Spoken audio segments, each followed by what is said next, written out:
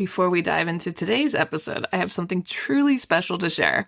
Next September, I'll be leading an intimate women's retreat through the south of France and northern Italy, and you're invited. Picture this: mornings exploring the colorful markets of the French Riviera, afternoons sipping wine, and a hotel view with golden Mediterranean sunsets.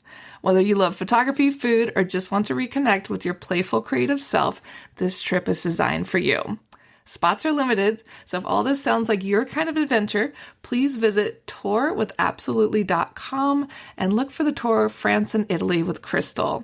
You can also send me a message or check out the show notes. Claudine Hemingway is a descendant of famed writer Ernest Hemingway. We bumped into each other at a party and decided to team up and dive deep into French history, but with a twist, by bringing a spotlight to those lesser-known creatives in France. This is History with a Hemingway. Welcome back, guys. We have some big updates for you. Claudine has been watching closely everything going on at the Louvre, and there have been some arrests made. We have all the information for you here. Yeah, so it has been probably the longest week of my life this last week.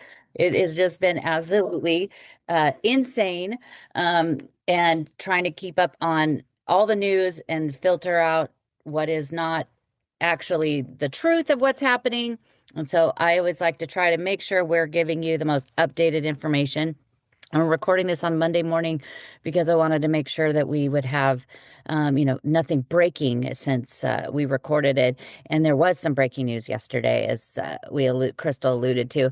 But to back it up, in the last week, they, as everybody knows, the thing we're talking about is the heist of the century, the theft of the jewels from the Louvre that it happened last Sunday on October 19th at 9:30 a.m. is when it began.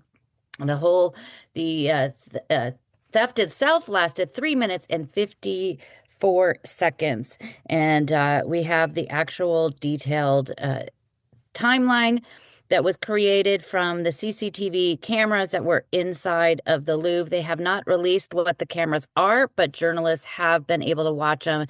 And that is how we have this detailed timeline. So, about a week and a half before the theft, on October 10th in the city of Louvre, which is very funny that that's the name of the city, spelled Louvres, in the Val d'Oise region in the north, about 16 miles north of Paris, one of the furniture lifts was stolen. So the furniture lift that was actually used in the crime was stolen on October 10th. The gentleman had it on Le Bon Coin, which was basically like Craigslist here in France, to sell it. And some gentlemen came on October 10th, and because they were interested in renting it, and he was attacked. There's been different stories about how violently he was attacked, but the newest ones I'm finding is that he just was, he was attacked but thrown into a closet and locked up. Some of the other things we're saying much worse things that happened to this poor gentleman. But they stole it on October 10th. He went to the police and reported this. And then, of course, we don't know anything for 9 days. And then we know how it was used. So on that morning at 9:30 in the morning, last Sunday morning, and I think something people have to realize is how quiet Paris is in the morning, especially on a Sunday morning.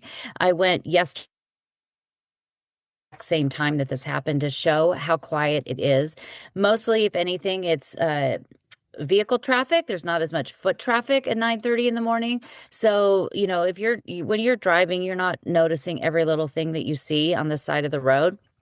So it probably was really unnoticeable. And also because of how they did it. So they took the lift and actually turned it all the way around. So if you look at the pictures, the truck is facing the other direction of oncoming traffic. They turned it all the way around up onto the sidewalk, and then lifted the ladder part of it up to the balcony of the Galerie des Palais, and then used that and actually rode up the furniture lift. And these furniture lifts, as we talked about last week, are used in Paris and could go all the way up to 6 or 7 stories. And people move their, couches and boxes and everything in, because we don't have a lot of elevators. And if you do, they're very small. So this is what it was used for. They're not intended to move like people like they use them. But the two thieves were dressed wearing reflective vests, one yellow, one orange. And one of them was wearing a helmet, which would be kind of strange to see a gentleman wearing a motorcycle helmet going up to the balcony. But this all happened very quickly. They drove up at 9:30 a.m. At 9:34 a.m., the two thieves were on top of the balcony, and at 9:34 and 11 seconds, the first strike of the angle saw, which is what they had, which is a pretty big item because they left one of them behind, um, hit the window. So it struck the window the first time at 9:34 and 11 seconds. Alarm number 13 rang out, but it doesn't ring in the room. It rings down to a command point. At 9:35, the two entered the window, and the guards placed the first radio call to the office as the thieves ran to the first two cases. The first two cases, there's a huge table in it right when you come in the window, with a marble top that belonged to Louis XIV. Then there is a very long case that holds crystal and some other pieces that had belonged to Louis XIV and Cardinal Mazarin. Then you have the next case, which is a case that holds the jewels of Eugenie. And so then you have that case, and then right after that was the longer case of jewels. And so the first case rang out, the alarm rang out at 9:35 and 11 seconds. So here we are only 1 minute from the time they struck the glass. 9:35 and 11 seconds, the alarm rings out in the first case of the room. And that can be heard throughout. At 9:35 and 20 seconds, the alarm of the second case rang out, and the two masked men cut into the cases. The vibrations caused the other cases in the room to also ring out. So, and at 9:36, the telesecurity, that's also known as a Ramsey button, was pushed, which then sends it out basically to the Ministry of the Interior everywhere. But the police had been called at 9:35, and the staff that was in the room, their first intention is to keep the people safe. So there was a dozen or so people in the room, nobody close to the case, but they did get the people out quickly. One of the agents spoke out anonymously and said that her colleague, that was an agent that had worked there in the Louvre for a very long time, actually started to approach the thieves, and they threatened him with the saw. And so they backed away. And of course, you don't know if these people have guns or what's going to happen. So they're probably just trying to figure out everything. But at 9:37, the thief that was wearing the yellow vest was at the case of the Eugenie jewels. He had pierced it, but the glass, which I'll tell you about, wouldn't break. And so he kept shoving his shoulder into it, trying to get it. It basically just had a slit in it, and he was shoving his shoulder into it. He ended up pulling some sort of a tool from inside his jacket, and they say that he noticeably had a lot of things under his jacket because it was very bulky when he came into the room. And he tried to, pry or just get some leverage. And he got a small hole into the case and reached in and just was able to grab the jewels, including the crown, which was crushed to get it through the slit of the case. And that's the one that we know that was dropped outside. The other gentleman at the other case was struggling to get it open. So he was wearing all black and wearing the helmet.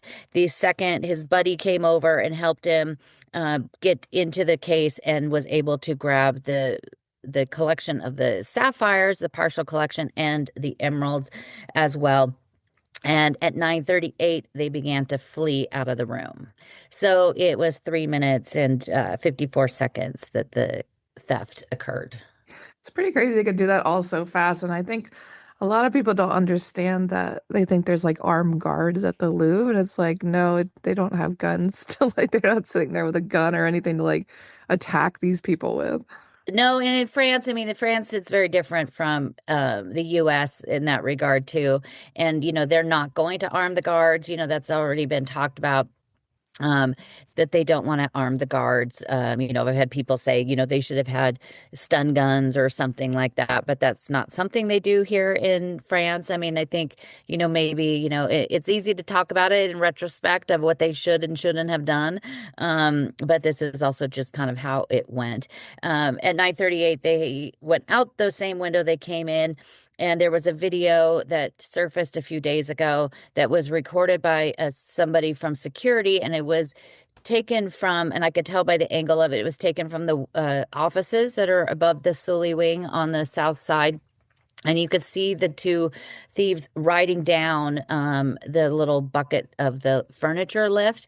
And once they get kind of below the fence, you can't see a whole lot, but you can see like, like a tour bus driving by and other cars. And you see two people walking but on the sidewalk across the street, not really even noticing anything. So, that was, there's always something going on in Paris when it comes to construction. My thing, I wish more than anything I would have been by there that morning, because I would have said, hey, this is weird. First of all, you don't use furniture movers, moving trucks to do construction, especially since the Louvre has a cherry picker they've been using to clean the statues of the facade in the Cour Napoleon. And then and then seeing that this happens on a Sunday, which rarely ever happens in France. Yeah, I love that video of like that gray tour bus driving by. And like, can you imagine being on that bus and not even realizing you're watching like the Louvre get robbed? I know. I mean, Literally. it's just like, it's just crazy. I think I was meeting a friend to go up to the Basilique Saint Denis, and I had taken a taxi, and I was on the just on the other side of the river, and I was like, "Oh my God." It was about 9:15 though, and I was just like, "Oh, I wonder if I wish I would have just, yeah, I mean, it would be too far away to notice it, but I really wish I would have noticed it, because then I would have, thrown my purse at them, and I don't know what I would have done." I also was reading that the director, Laurence, offered to resign, but they rejected it. Yeah, she actually offered to resign the same day, but Rachida Dati, who's the Minister of Culture, she refused it. I don't think that conversation's done yet. And things like this, we have talked about the theft of the Mona Lisa at length. We've also talked about the theft of the Watteau painting.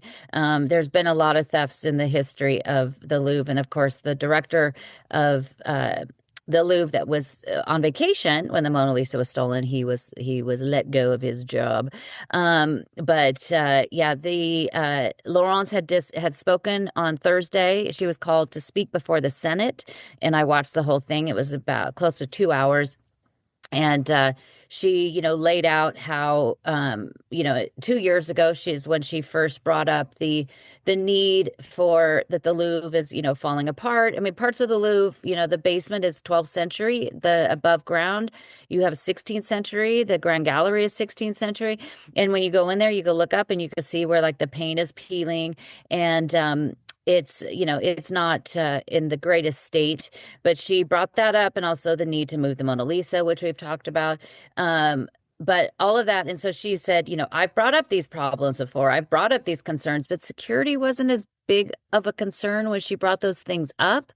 So, she did bring this up again. It came up again in, I think it was January, when they had the big press conference, and the president of France brought it up, and everybody thought this was like new news. And I was like, wait a minute, this was talked about in, April of 2 years ago. But it got more attention. In the last 5 years, 10% of the security staff has been cut in the Louvre. With this, she thinks that they need to install a police station within the Louvre so they'd be closer. The Louvre has its own fire department that's there, and I see them walking through all the time. But the Minister of the Interior, who used to be the chief of police of Paris, he says no, he doesn't believe that's going to happen, because where the Louvre is, they're so close to the police station. And so they're like, there's not really a use for that. But one of the guards has come out to speak and said that, that it was, they were in the room at the time, but also they went on strike in June. There was a big thing, and literally the news made it around the world when they go on strike all the time. But this one went on everywhere. The Louvre didn't open that day until 2 p.m.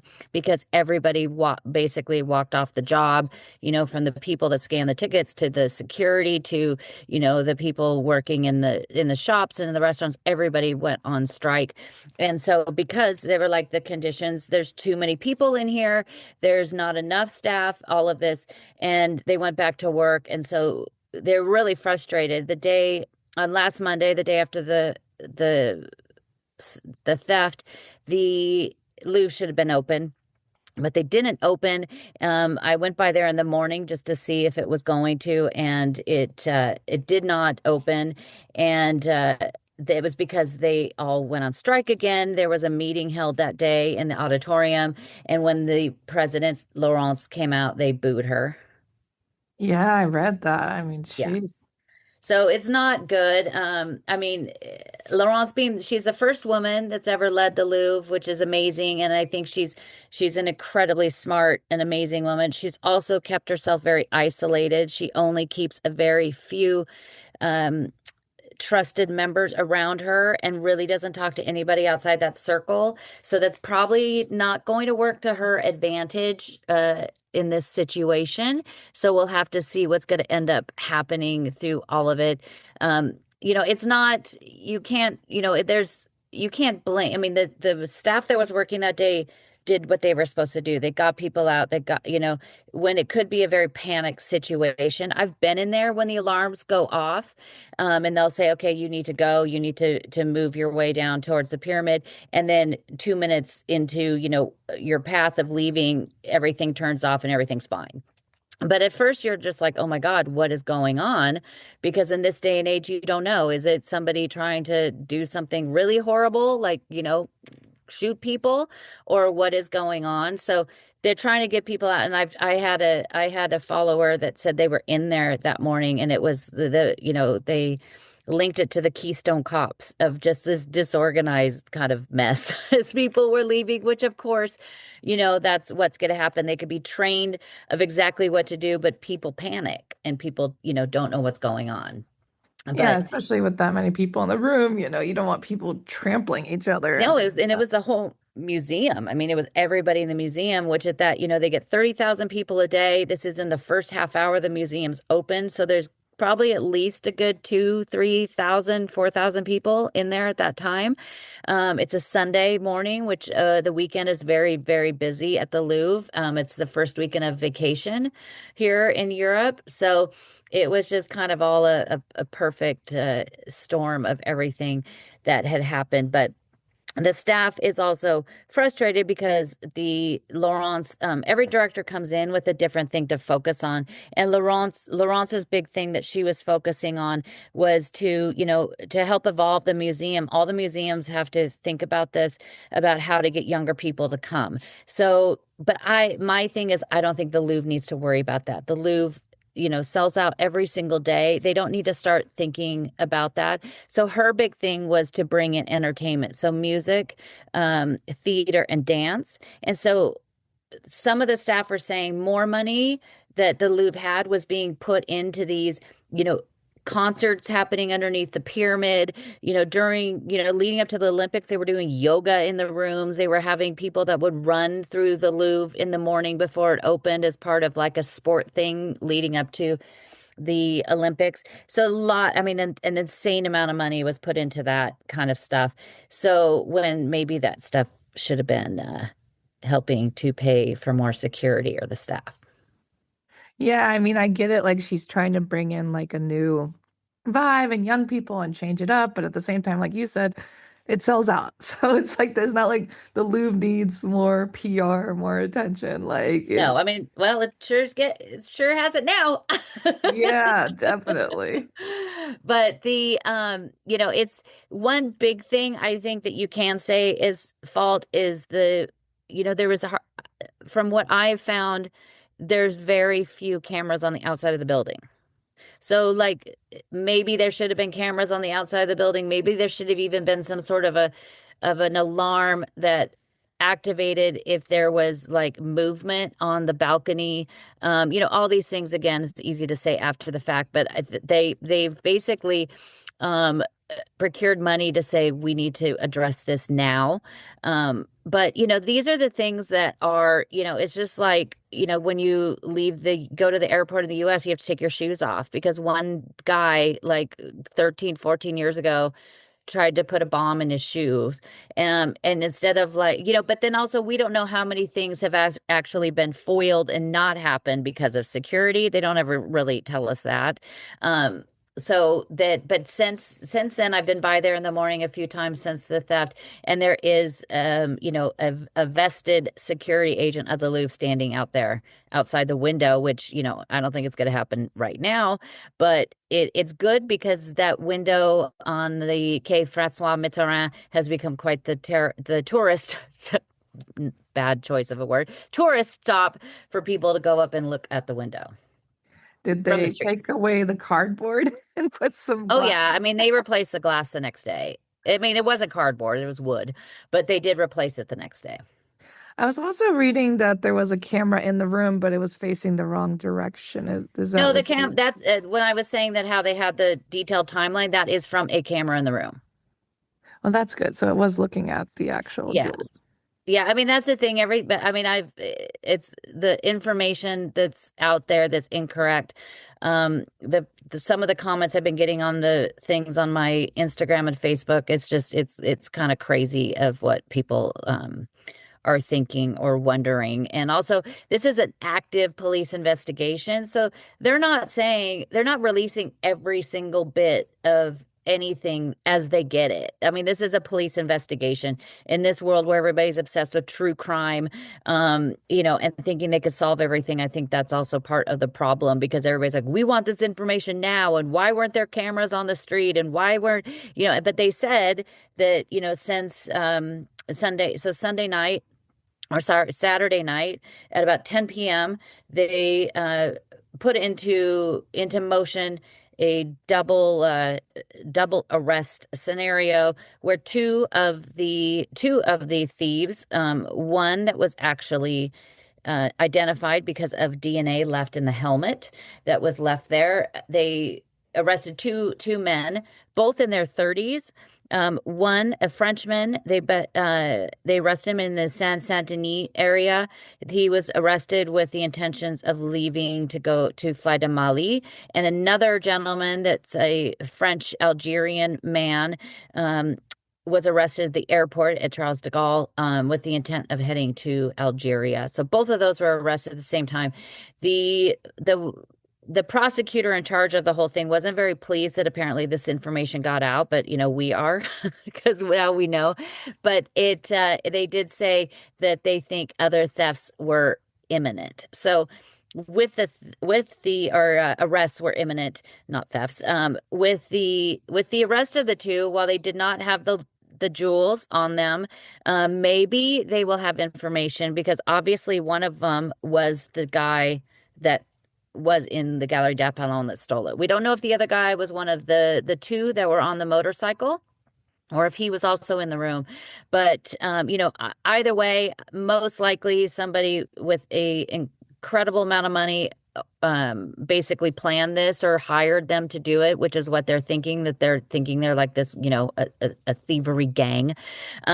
Somebody higher up in there is probably where the jewels are.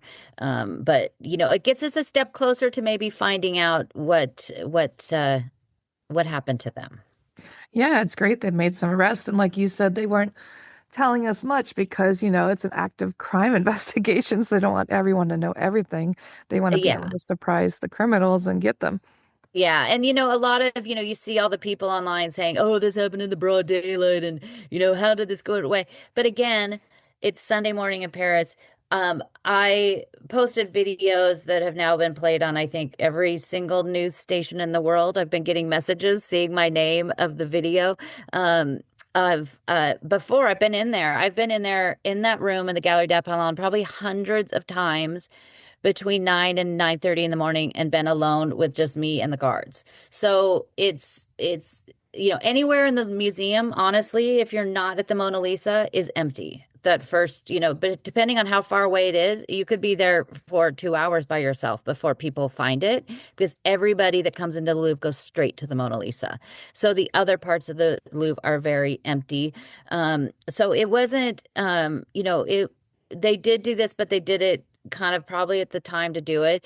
A lot of people are thinking, oh, it had to be an inside job because they knew this. But I honestly, I have no reference of it at all that it would, but I don't think it was. I don't think it did involve anything from the inside because, again, like I said, it's not very hard to figure out when that room is empty. And they say that they're also going through video of the room, going back months to see people, look at people obviously in there and being kind of cagey and strange and not really looking at the jewels and looking around and casing the place, I guess you could say.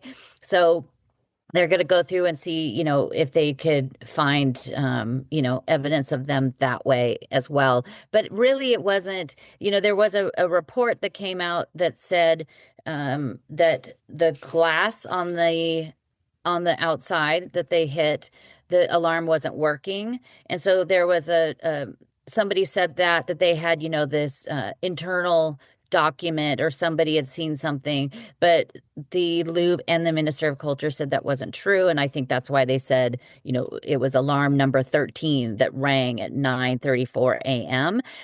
Because I think people think that because it didn't ring out in the room, it just rings out at a command center.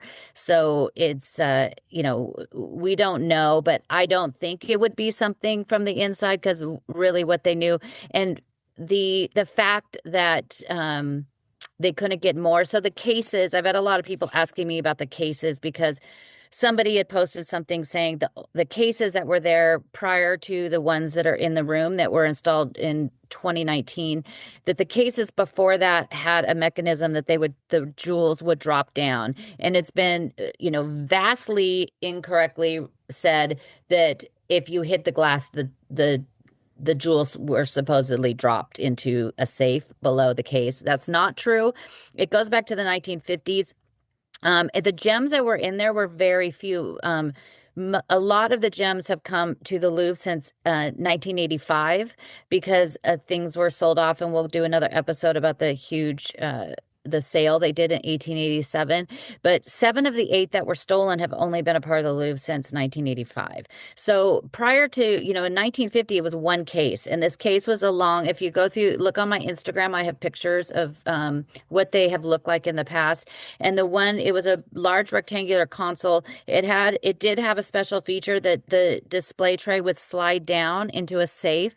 But that was only, it had on a timer, and it was when the museum was open and closed. So when the museum opened in the morning at 9 o'clock, they came up, and at the end of the day, they went down. It was not, they could only be done outside of those hours manually by somebody going up underneath the case and unlocking a door and putting it down.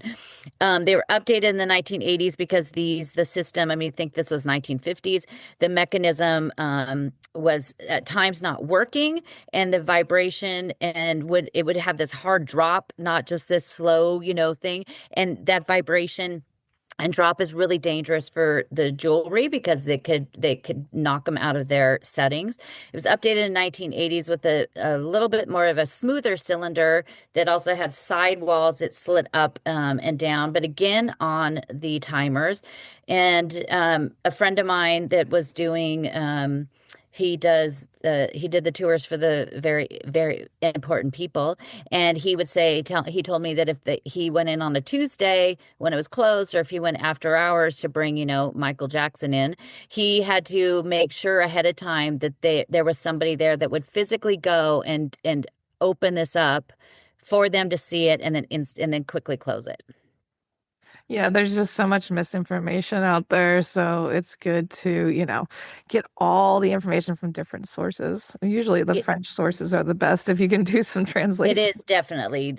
My rule is if you want information about a country, go to that country's press, not oh my gosh, if I have one more person send me articles from the Telegraph in England, I'm just gonna just blow my head off because it's just some of the information is just, the New York Post, the Telegraph, some of these things that I've been seeing are just so crazy.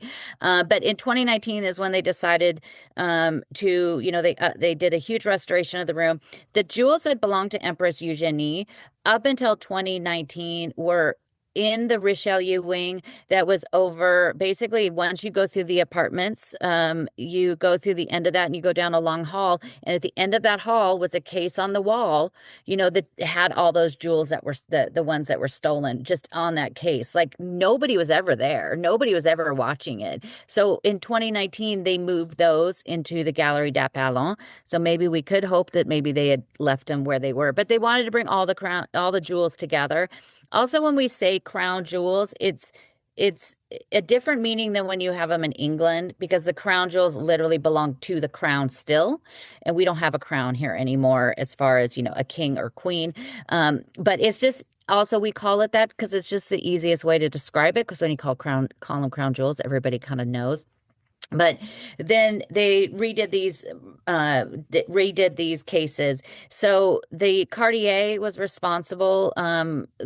Gracefully gave a lot of money to restore the Galerie d'Apollon, and also were involved in the cases. And so I wrote a whole thing about this on my Instagram earlier this week about the cases, trying to help, calm the misinformation. But, I try to even find what kind of glass it is. And of course, that's not listed. I mean, there's no way there's, different kinds of glass that, is it bulletproof or is it clear aluminum glass or there's all these different kinds that it could be. But of course, the Louvre's not going to put that out there because then somebody has to be like, okay, it's this kind and let's test it out and try to break into it and see what we could get. So, it's something like that. But honestly, I think because it did not break and it did not shatter. And so even cutting it with this massive saw, all they were able to do was to reach in kind of a slit and get what was in front of them. Because I was thinking, why did they leave 3 brooches and another pair of earrings behind of the sapphires? They only took, the tiara, 2 earrings, and the necklace, and then also only taking the emeralds when there's other things in that case. And I think it's because they couldn't reach it because they could only get into part of it. So that also kind of tells you that maybe they weren't as polished of an organization as a lot of people think. Yeah, I think a lot of people had that question. Are like, why did they only take a part of it? Why didn't they take all of it? And like, Yeah, there you go. yeah, I mean, some people think that it was very targeted of what they picked. Like they knew, like they almost had a shopping list. And so by going to the first 2 cases, also, like I don't know. I don't think that as much. I mean, the Eugenie stuff, the huge reliquary brooch, with those huge diamonds and the bow and all of that. I mean, anything in that room is going to be priceless. I mean, thankfully they get the Regent diamond, which is over 140 carats, and one of the top 5 most cleared gems in the world. And that alone is worth, they say, about 60 million euros. They announced that the theft was 88 million euros worth of jewels that were taken.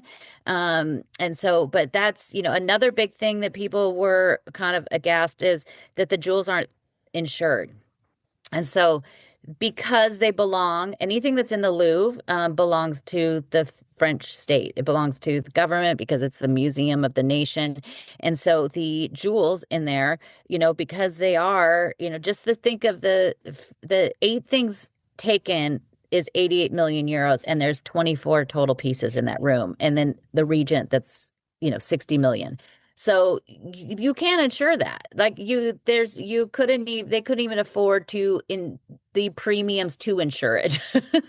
So it's basically insured by the government, quote unquote, but they're not going to get anything from an insurance company. They will get insurance on, the break-in of the cases and the glass of the door. But they won't get any insurance money on the jewels themselves, which I think everybody was pretty shocked about to know that. But also, you also have to not look at everything in the way it is done in your country. So when you think of the way things are done in America, it's not always the way things are done everywhere else. And so it's hopefully, it wouldn't matter about insurance money anyway, and they come back. But, we talked, I think in the first like few months of the podcast over 5 years ago about the affair of the necklace with the necklace that was, kind of the downfall of Marie Antoinette. And that huge necklace that had over 700 gems in it. As soon as Jean de la Motte got it and handed off to her accomplices, it was instantly broken up and sent away. And they still to this day don't know where any of those jewels are. I mean, they're probably in other pieces. We just don't know. Yeah, I Robin think and it's just priceless. It doesn't matter about the money. It's like the history is like what makes it priceless, even if it wasn't shared. Yeah, but most likely, I really, really hope I'm wrong, but the jewels could already be completely, taken apart and dispersed to who knows where. And the thing is that hopefully maybe it is some crazy megalomaniac, oligarch, some really rich person that just wants to keep them as it is. And maybe there's some woman sitting around wearing them while she's eating her, breakfast. But that would be the best case scenario, because then maybe someday they'll be able to find them and get them back. If they're completely taken apart, that's something that we won't find. But the crown of Eugenie was dropped. I've had people say, was it dropped because it was, because it was kind of crushed? I don't think so. I think they realized because once they got down the little furniture lift, there was a Louvre guard running up, getting closer to them, and that's when they dropped so many things. I mean, the walkie-talkie, they had intent to torch the truck and all the things. So they had the saw was there, the helmet was there, one of the vests was there, the walkie-talkies, a blowtorch, all of these things they left behind in a hurry to get out of there because there was Louvre security running down the street, getting towards them. And then that's when they noticed the crown on the ground. They did say that I saw one report saying that one of the gloves was found in the Galerie d'Apollon, and it is also mentioned in the description of the video. One of the gloves was found, as well as a brooch. And I'm wondering if, because there was one piece in the case of the Eugenie, this beautiful brooch that is diamonds and huge pearls. And I thought it's really strange. Why take everything in that case and not that? And so I am wondering, unless they couldn't reach it, because it is kind of on the lower far side. So either they couldn't reach it, but one report said in the video that they saw a brooch and the glove on the ground in the Galerie d'Apollon. So I don't know if that was they tried to steal it and they just didn't get it out, because early reports were 2 items were found, and then we kind of didn't hear anything about that. So I'm kind of wondering if that brooch was. But on Friday, they removed the rest of the items out of the Louvre. I mean, they definitely probably weren't still in that room after the theft, but they removed everything and they took it to the French National Bank. And with other items, there's other items in the Louvre. There's a jewel box that had belonged to Anne of Austria and then Louis XIV that is amazing. There is a little box that is with a painting of Louis XIV on the front, completely encased in diamonds, 94 diamonds. I was in there on Saturday and it was not there. So they took a bunch of things out, some priceless jewels and things out, and they took it to the bank, and it's about 85 feet underground in a vault with the notebooks that had belonged to Leonardo da Vinci. So they're all safe. So nobody try any ideas of going into the Louvre and trying to take anything else. Yeah, I think they're they're being extra cautious now, rightly so. And yeah, I really hope that we can recover the items not taken apart, like you said. That would be amazing. Yeah, it is. And so hopefully they get the 2 other guys that were involved in this, and we could get some more answers. But they're also, they have arrested, and I saw somebody, why don't we know the names? And that's not how it works here. Again, it's not how it works here. In the States, it's different, where, even if it's a suspect, they let out the name. Here, they don't do that. Even the gentleman, I guess, like probably 3 or 4 years ago, that came in and pretended he was an old lady and got a wheelchair and then had a pastry underneath his sweater. And then he wheeled his way in front of the Mona Lisa and threw the pastry at it. He was arrested, and we still don't know his name. So that's just that's just kind of how it works here. The privacy laws are different here, even if you are a criminal. But I'm sure if it gets to when we get to, it gets to court or anything like that, it will. But, even the theft of the jewels from, Kim Kardashian, I think it was a long time before they released who these people actually are. So, but it is good. So they have more than 100 people working on it, 100 police detectives and everybody else, and they've gathered, they said, videos from public and private places. So even leaving the city, even if it was a ring camera on somebody's shop door or anything like that, they've basically gathered everything. So they know a whole lot more than they're telling anybody. And, eventually we'll probably hear more, and hopefully they'll get some. But, just recently, just literally in the last month before this, there was a theft at the National Museum at the Jardin des Plantes on September 15th. Thieves took advantage of a reported cyber attack that had disabled the alarms. They sawed, again, it's a saw, through the door and headed straight to a case holding the large natural gold nuggets. They used a blowtorch. Then they grabbed the nuggets. Discovered in the 18th and 19th century. One of them is as large as a soccer ball. But on October 21st, 2 days after the theft, after the Louvre jewel heist, a Chinese woman was arrested in Barcelona for the theft. So I don't think they have the nuggets back. But then earlier on September 3rd, some pieces were stolen from the National Museum in Limoges, valued over 6 million euros, some Chinese trays and a vase. And then there's been some break-ins at the Jacques Chirac Museum on October 12th. So just, a week before, stealing watches, jewelry, cash, all sorts of stuff. And they did it 2 days. They hit it twice in 2 days. So it's a big thing. I mean, it's a big thing that cultural institutes have to look at. And the government here announced the other day that they're, putting aside some money to help secure things like that, because people, you can't come into the museum and steal a painting. You're not going to get very far. But now they have to be more concerned about these little things that are of incredibly high value. Yeah, people are walking around looking at this stuff being like, I'm interested, I would Yeah. like, let's see how we can get this stuff in our hands. So it's good they're finally, taking it more seriously. It's sad we have to think about these things more, that people are more likely to do these things, but definitely follow along with Claudine at claudinehemingway.com and hire her for a tour.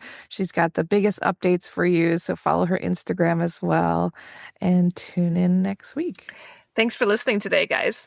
If you're interested in learning more about Claudine, her tours, history, and the beautiful photographs that she posts all over Instagram, tune into her website, claudinehemingway.com.